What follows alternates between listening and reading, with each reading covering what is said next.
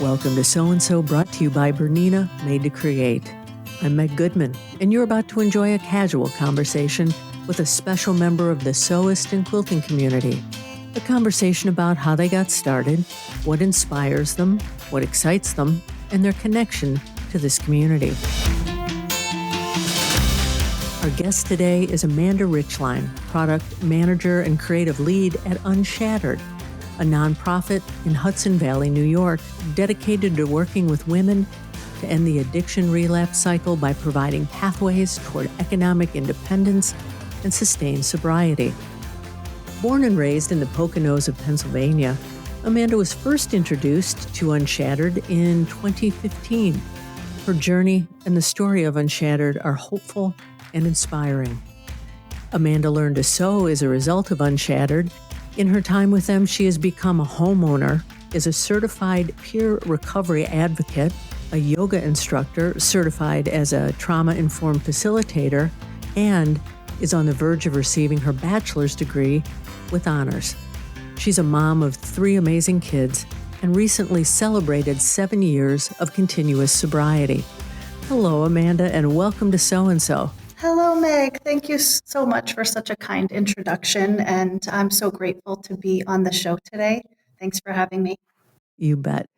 You are welcome for that introduction. We have many things to share with our listeners today, and I'm excited that you've joined us. There's a lot of facets to what we're going to talk about today. So let's start where we always do on So-and-So. Tell us how and why you learned to sew. How and why I learned to sew? Well, as you mentioned earlier, I learned to sew through Unshattered, which, as you mentioned, is a nonprofit organization employing women who are winning their fight against addiction. And I came to Unshattered after a long battle with substance use disorder, Meg. So, yeah, that's really how I got started. Other than that, I had 8th grade home ec, and I learned to make a pillow. That was about the extent of my sewing knowledge. Well, you had a little bit, and a pillow, A I little. think, is where a lot of people start. Yeah. Big stretch from a handbag. Yeah. And speaking of handbags, we'll talk about that later in the program because Unshattered creates some awesome goods that we'll talk about. You grew up in the Poconos. Tell us about you when you were a little kid.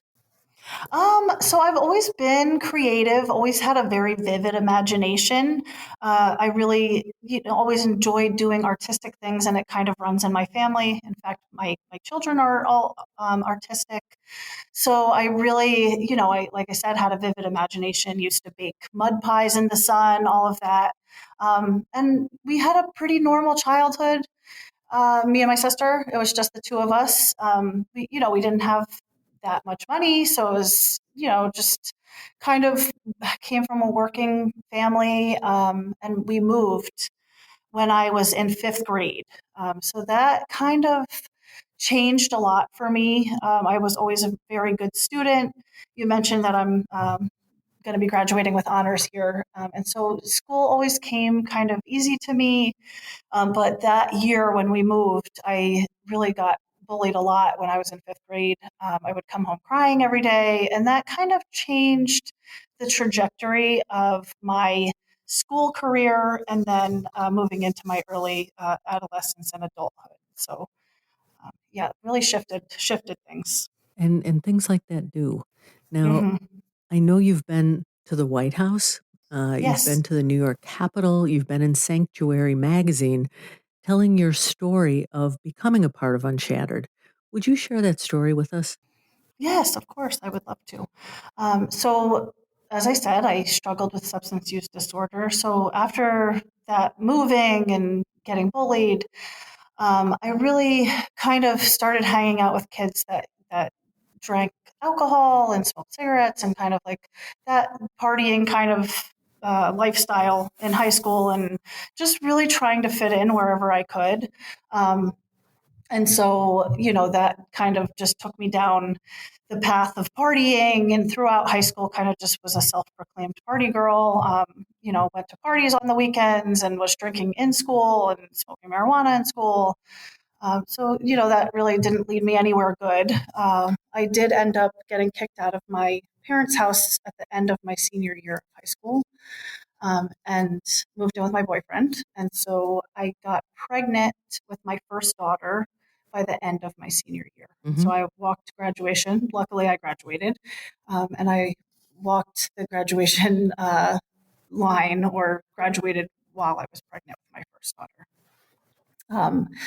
So, I was 19, single mom at that point, and I kind of, things just were always kind of chaotic. I did always still maintain that creative gene. And so I would do cake decorating, and kind of just not really ever be able to hold a job for any long period of time, but bounced around a little bit. And then my addiction just became worse and worse. I wanted to go out on the weekends. I ended up working in a go-go bar, and things were just kind of chaotic always. So anyway, this partying lifestyle led me to getting into two pretty major car accidents in 2007 and 2008. So as a result of that, I had lots of surgeries, shattered my kneecap. I almost lost my left arm. So there was lots of surgeries involved there. And that was during a time when they were overprescribing painkillers. I'm sure you are well aware. And so, like many people's stories that started, I mean, I think I would have grown out of the partying lifestyle had it not been for that very addictive painkiller that was introduced to me, and by a doctor, and quickly became addicted to those. And yeah, that really progressed. I ended up having my second daughter during that as really an attempt to try to stop using painkillers, and that did not work. I really tried everything. I tried inpatient, outpatient. I tried all different types of programs, 30-day programs. I tried NA, AA, all of the different ways that you try to get sober, and nothing was working.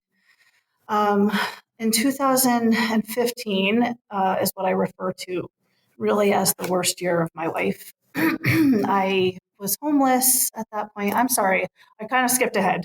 I ended up, after I had my second daughter, as I said, that was an attempt to try to get sober. I had her, quickly went back to taking pills, to drinking, and I was looking for pills, which were very expensive. And somebody at the time introduced me to heroin. So from there, things just went from bad to worse. And that's when I went into, like I said, 2015 being the worst year of my life. That drug, I lost custody of both my daughters. Um, it really took me to some dark places. I ended up homeless for a time, involved in prostitution, and eventually incarcerated. So in 2015, I was incarcerated. And two ladies came and they shared a story of, well, their stories of recovery. And so they were talking about the recovery program that they went through. And I was just like, wow, like that sounds amazing. They looked really well put together. Imagine you're in jail in a jumpsuit and these two well put together women come in. At first, it was a very judgmental feeling that I had, like, who do you think you are, kind of. But then after hearing their stories and that they came from very similar backgrounds to me, it was eye opening for me. And I, for a second, saw a shimmer of hope. Sorry, like getting a little emotional just because like you don't always think about those moments, but it really had a profound impact. And so I was like, if I get out of here and I don't get my life together, I'm going to go into that program. And so that's what I did. I went into the program in 2015. Actually, after I left jail, went back out to being homeless and had a couple more months of misery. And then it was really in a moment of sheer desperation of thinking, I am never going to be able to get out of this situation. I don't even have clean clothes to get a job. I don't have anywhere to take a shower. And so in that moment of desperation, I remembered they actually had a book. And so I had the book and the number was in there. And so I called and did. And yeah, so I went into that program for 6 months, which is actually where I was introduced to Unshattered at that time. They had a training program within the recovery program. And so for 5 of the 6 months that I was in that program, I got to work with Unshattered. And so it really, having that creative outlet, learning how to sew like one stitch at a time, really, it allowed me to have like a little bit of an outlet from the program. Unfortunately, and this is the reason that Unshattered exists, I finished that 6 months and went right back to where I came from. Uh, and I relapsed within 12 hours of leaving that recovery program. Mm-hmm. Yeah, so I was out for about 10 months before I came back. By the grace of God, I made it back to that program and I committed to, once again, ended up just all sorts of mess and chaos. I ended up, I was in trouble. Actually, the first time I went into that program was looking at some pretty serious charges and got sentenced, and so I was on long-term probation. And so it was either I was going to end up in prison, ended up in a very abusive relationship with my son's father. And it was either I'm going to die in this relationship, the drugs are going to kill me, or I'm going to end up in prison. And so I came to that moment of sheer desperation once again, and I decided that I was going to do whatever it took. So I signed myself back into the program, decided to complete the year, and once again was introduced to Unshattered. 11 of the 12 months that time I was in the program, I was able to work with Unshattered. So you have a job area in the program. So you're either doing maintenance or housekeeping. Well, Unshattered could be your job area. So of course I had to go back, and I loved. It was a little bit of an escape from program life. So it was definitely a nice change. But yeah, I completed the program in 2018, and then did a 10-week training period with Unshattered, which is that's how we operate. We take women who are completing these programs.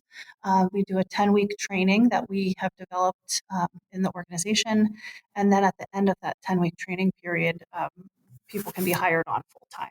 And so I decided at that time that I was going to stay for the 10-week training period. I was hired on as a seamstress.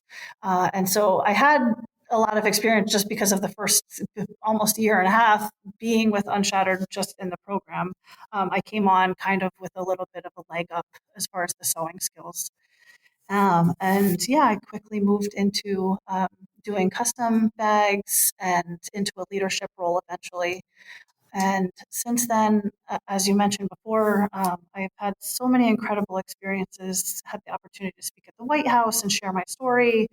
Um, I completed a Leadership Dutches program, which is through our Chamber of Commerce, and decided at that time that I wanted to go back to school. So I'm just about wrapping up my bachelor's in business administration. I've got 3 classes left on that, and yeah, just purchased my first home in October, which has been incredible. And just really, I forgot to mention before that my oldest daughter is living with me. I have my middle daughter who's 14 now. She's with me on the weekends. She's come to spend the summer with me. We have an amazing relationship. And I also have a little guy who's 5 who luckily has never had to see his mom in that capacity. So I'm super grateful. And yeah. That's quite a story, Amanda. And now you're celebrating 7 years of continuous sobriety. Congratulations Yes. on that. Thank you so much. Yeah, it's surreal. It's definitely a different life. It's a story of hope for sure. Now you've talked about how you progressed through Unshattered, and now you are a product manager and creative lead. What do you do in those roles? A little bit of everything, really. So we're a small crew, but I am mostly responsible for product development, new product creation, testing our products, and also have a little bit of oversight into what's coming out, partnership relations. So we work with Southwest Airlines, who donates their seat back covers, and we're upcycling those, and really just deciding what we're going to make out of these different fabrics that we're getting donated, and then the timeline for when that happens. Hmm. So we've built time and action calendar, project planning systems that allow us to be able to see when we're going to launch things, how that ties into production metrics and production systems. So yeah, just really the full gamut of, I guess, fashion business, and just learning as I go, really. So, to be totally honest, we we are so fortunate to be able to work with industry experts, from Tory Burch, Ralph Lauren, Calvin Klein, that donate their time and come and work with us. We just had a gentleman today who volunteers and is really helping to like give us industry language, help us build systems that are industry aligned so that we can, build these training processes for the ladies that are coming in. So yeah, a lot of my role is also reaching out to recovery programs. As you mentioned before, I'm a peer recovery advocate. And Hmm. so I'm able to use that skill too, and reach out to ladies who are still in programs or who may be interested and shepherd them on the journey of onboarding and training. It sounds like every day is something new and fulfilling. Yes, absolutely. It definitely is new, exciting, fulfilling, overwhelming sometimes, but Sure. I love it. What is it about sewing that's so meaningful to you? It's really therapeutic. So, like I said, when I was in the program, for me, it was just being able to put something together and see that final product and like know that you can create something so beautiful, especially with the work that we're doing of upcycling and using discarded materials. It's kind of a representation of our lives, the women who work here. It's these discarded pieces that we're putting back together into something of beauty. And so being able to make these products has always just been um, empowering for me. And then to see the team members do the same and to see that look of joy and satisfaction on their face when they've completed a product and it looks beautiful and somebody wants to purchase it. And I love that. Now, in addition to that, and you just mentioned you give back in many ways. First of all, you're a peer recovery advocate, and you're also a yoga instructor with some special training. Yes. Would you tell us about these two roles and what you do in each? Sure. So I got my certification as a peer recovery advocate in 2021. And that really was to come alongside of women as they're coming out of recovery programs and just as a peer, meet them where they're at, see what kind of support they need as they're going through this transition. It can really be overwhelming to have gone through a recovery program. You're moving to a new location, starting your life over. There's a lot of components to that, and so it's not you're just getting a new job and and moving to a new area. You're completely restarting your life, and so I'm really able to use that skill, the skill set that I've learned through that certification process here at Unshattered, and really just come alongside my team members and hopefully help them feel seen and heard in Hmm. this process. And then the yoga certification I received last year, we actually got to do a cohort with a bunch of other amazing organizations that are doing work to end poverty. And I was introduced to Prison Yoga Project. And so they're bringing yoga into prisons and institutions. And I fell in love with the organization and I ended up going through their 200-hour yoga teacher training, and so I've been able to use that here as well. We do offer a personal and professional development curriculum here at Unshattered. So 10% of our paid hours are on some type of personal or professional development. And so we moved from, I'm not sure if you know this, but we were in a 2,000 square foot facility last year, and we moved into a 22,000 square foot facility. And so lots of construction is happening, and we're growing and scaling. And so that transition, really, we wanted it to be tr- uh, less trauma for everybody. We already have a lot of changes. And so, in order to kind of shepherd that the best way that we could, we were doing yoga to kind of help people get back in their bodies, and yeah, just transition smoothly. And so those are two ways that I'm able to use those certifications, especially here at Unshattered. Now, as a yoga instructor, you are also a trauma-informed facilitator. What is that? Yeah, so that's really helping people to kind of reconnect with their bodies. So people who have experienced trauma, incarceration, addiction, the backgrounds that a lot of us come from, you are so used to being disassociated from your body or purposely trying to escape from your body, or your feelings. And so really just helping people to kind of learn how to reconnect with their body, in a trauma informed approach. So it's, really meeting people where they're at once again. So it's very similar to the peer recovery, where you're meeting people where they're at. It's not like you're trying to challenge somebody to do this incredibly difficult pose. It's really you're starting from the most accessible pose, and really focusing more on being in tune with your body and connecting to your body. And yeah, so that's the trauma informed yoga. You talked about why sewing is so meaningful to you. What are some of your favorite things to create and sew?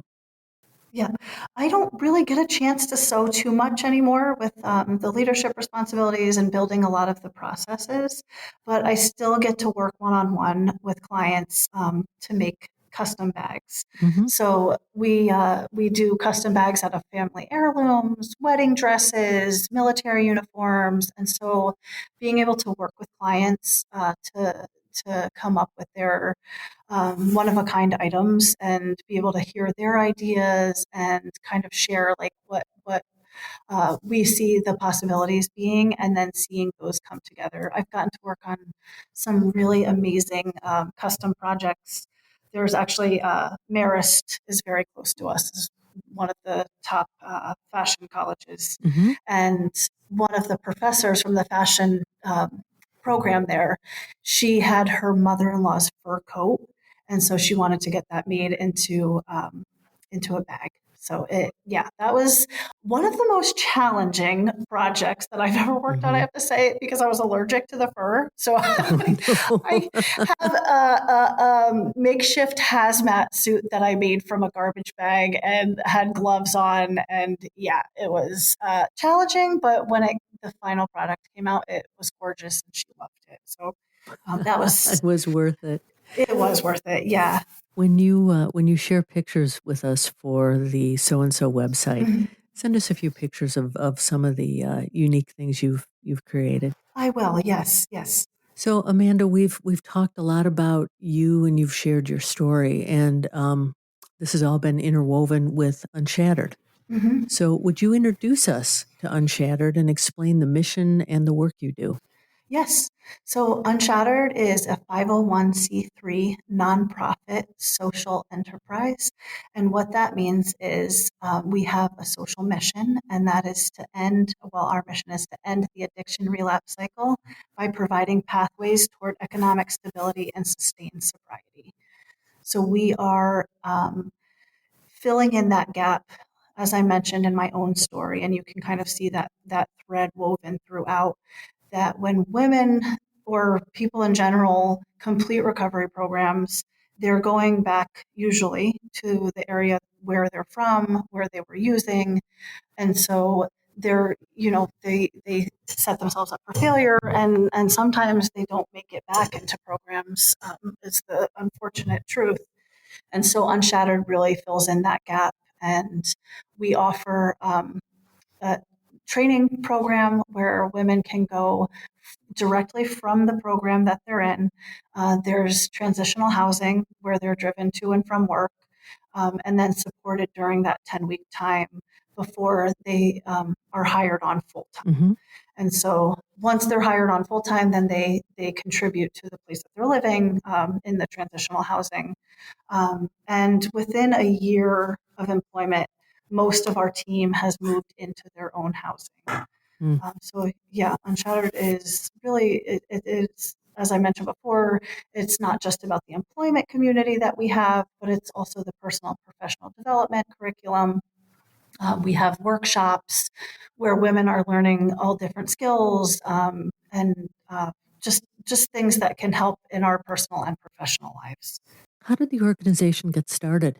So Kelly Lyndgaard is the founder, and she is not in recovery, and she had always just had the outlook. You know, she was she was an executive at IBM, and always just thought, you know, people who were in addiction need to just stop sticking a needle in their arm and get their lives together and get a job. And it wasn't until she was at a women's conference and heard the story of a lady who was in recovery, and it completely changed her life. She does share the story that the woman, when she was 8 years old, a neighbor thought it would be funny to get them high, her and her sister. And so once she heard that story, like there could be no other outcome than she ended up homeless. She ended up an IV drug user. And then Kelly just wanted to get involved. So she started Unshattered actually as a way to raise funds for this recovery program. And then it just kind of morphed into its own organization, and it took off in a way that I don't think that she or anybody else anticipated. But I'm super grateful that it was there to fill in that gap when I completed the recovery program and give me an opportunity to actually change my life. How many people have gone through the program? So I don't know the total number. Not everybody stays on long-term employment. So from people that were maybe like in the training period while they were in the program, um, we've had lots of people go through that, and then people who actually come on to like the 10-week training period and then get hired on full time. We've had people stay for maybe a year or two, and then they go back to their field of origin. Currently, we have 12 full-time employees, but people are rotating out. Some people move up into leadership roles. As I said, some people move back into their field of origin. We've had people that want to start their own businesses. So really, I wish that I had that number for you, Meg, because I'm sure that it actually has touched so many more lives than. Oh, yes. Yeah. We've been employing women since, we'll celebrate 8 years this June of Mm-hmm. full-time employment. Now, you mentioned a few of the partners that work with Mm-hmm. Unshattered and how they support you. And you've also talked about the people who believe in you in the program and how important both their support and investment is to you. Mm-hmm. Can you tell us about some of them and what they do?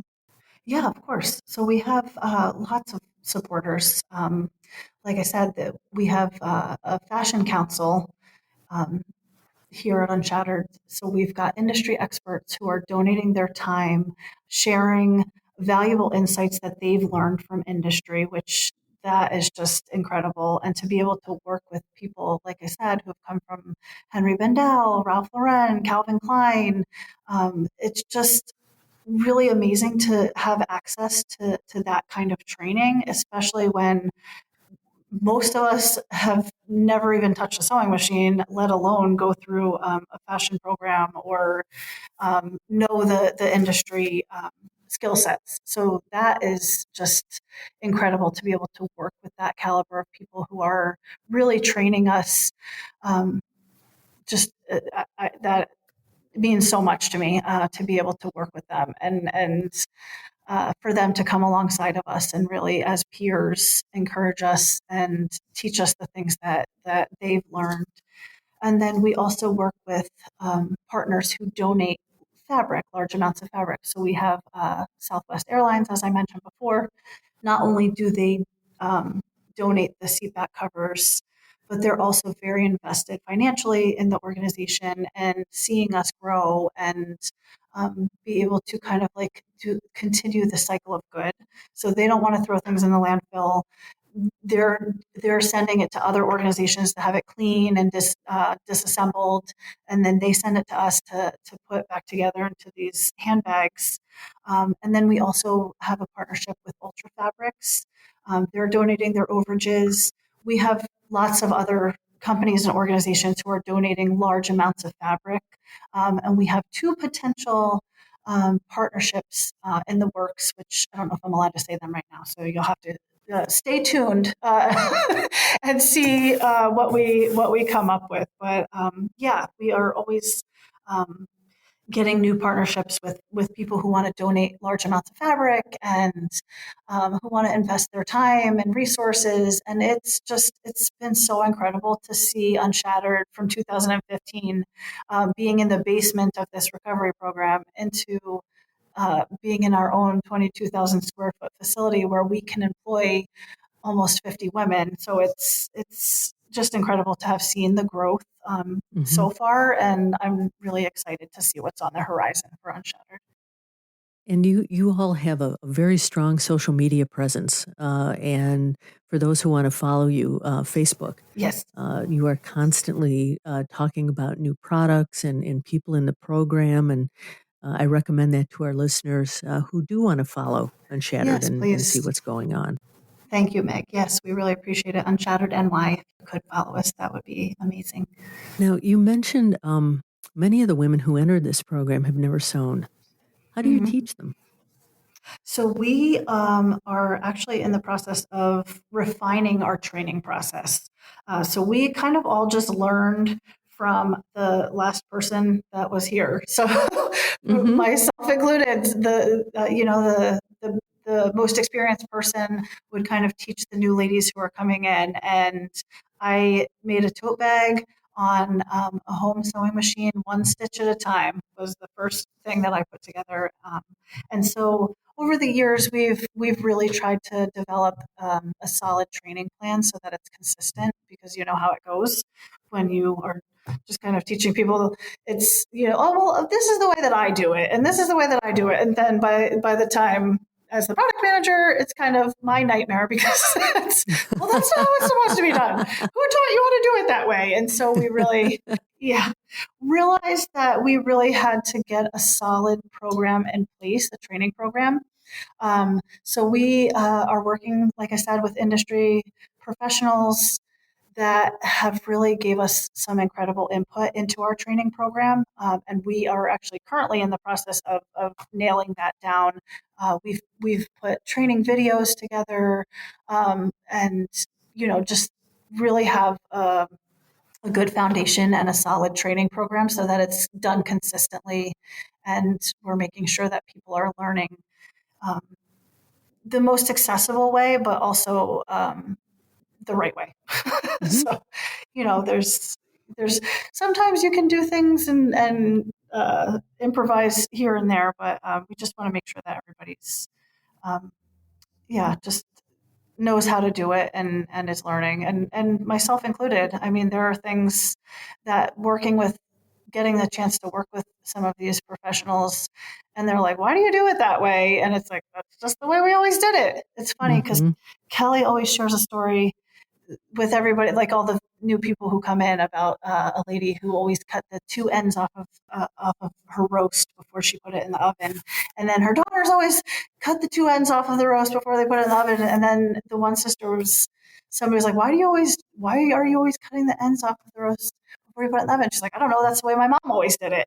And so then she's like, calls the sister, how come mom always cut the ends off of the roast? And she's like, I don't know. So they asked the mom. She's like, because the pan was too small. So it's like, it's just kind of a funny analogy, and it's so true. It's like we just do it that way because it's the way we always did it, but there's always a better way, a more efficient way. And so I really am open to hearing that feedback and being able to improve, so that way we can help the people who are coming in to be able to access it the easiest way possible and be as successful as they possibly can. Amanda, what's next for you? So I have one semester left of school, and I am not 100% sure what I'm going to do with that, but I am going for business administration, and I will own my own business one day. So Mhm.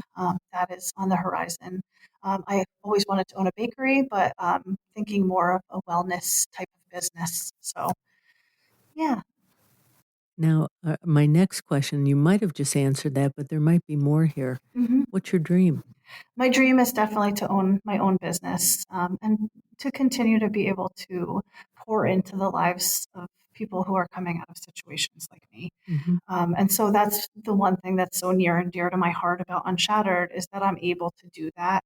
And so I would just like to continue that. I mean, it's just, I've been so impacted and I've lost so many friends on this journey to addiction. And so being able to kind of pour back into people who are maybe not as far as I am on the journey or wherever they're at, is that is has to stay top priority for me. So whatever Mhm. I'm doing, that's going to be part of it. So, in our conversation today, you've shared so much with us. Is there a question I didn't ask you that you wish I had? I don't think so. Other than just yeah, check us out on social media, like you said, Unshattered NY. We are in the process. I mentioned before that we moved into a larger building. So it's just going to take a long time to get it looking. It's very boxy right now and concrete. So uh, we're definitely trying to invest in building this organization up to be the beautiful thing that it is. Mhm. And just like our bags and our lives, we need investment in that too. And so it's definitely an organization that's making a huge impact on real people and real lives. And so I would encourage anybody who's listening to check out unshattered.org, read more about what we're doing, and get involved in any way that you can. And yeah, I'm super grateful for being here and being able to share my story with you. If our listeners would like to reach out to you and communicate with you, is there a good way to do that? Sure. If anybody is interested, they can either shoot me an email, amanda@unshattered.org. I'm also on social media, Amanda Richline. And so, yeah, if they want to look me up or send me a message on Unshattered social post, and I will definitely respond to it. And yeah, definitely be interested in talking to anybody who's interested in learning more. Amanda, it's been wonderful talking to you today. Thank you so much for joining us. Thank you so much, Meg. It's been an honor and a pleasure. I hope you have a great rest of your day. You too. Thank you. Well, there you have it. Another story about someone just like you, someone for whom sewing is so much more than a hobby. It's a way of life and a connection to something much bigger. If you know someone you think has an outstanding story, a story that should be shared on this podcast, please drop me a note to meg@soandsopodcast.com or complete the form on our website. Be sure to subscribe to, review, and rate this podcast on your favorite platform, and visit our website, soandsopodcast.com, for more information about today's and all of our guests. That's SEWANDSO podcast.com. And finally, I want to thank Bernina for making this program possible. I'm Meg Goodman, and I look forward to you joining us next time on So and So.